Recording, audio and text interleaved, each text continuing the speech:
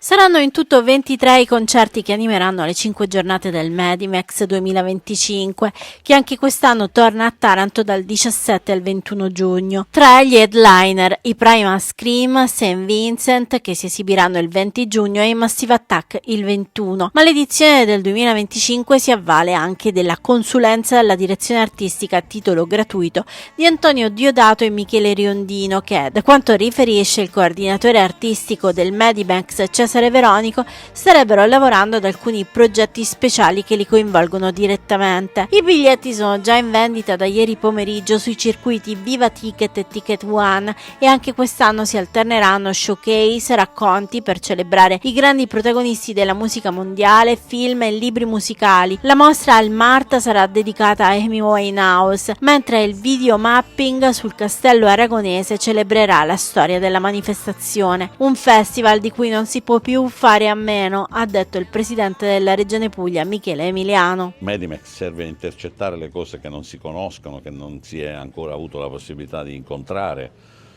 Ci sono tanti generi musicali, no? Ai quali la regione si dedica, però questo è il luogo dell'incontro.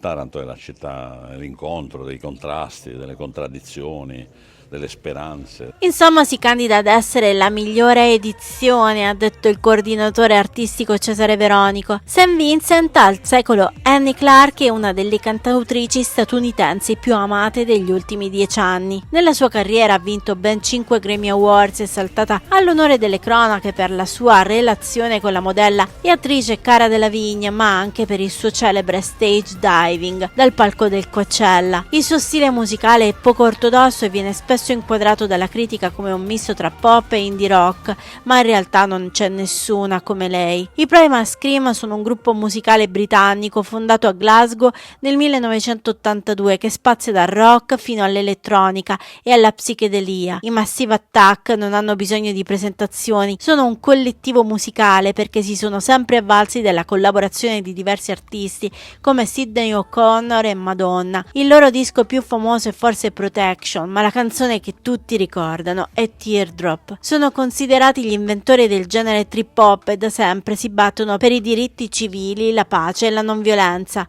un fatto, come ha spiegato Veronico, non di poca importanza. Per noi è importante che condividano i valori sia musicali ma anche civili su cui si poggia il Medimex. Massive Attack sono impegnati sulla sostenibilità, sui diritti civili, i Primal Scream uguali, sono impegnati socialmente, St. Vincent sui diritti delle donne, insomma sono cose per noi importanti.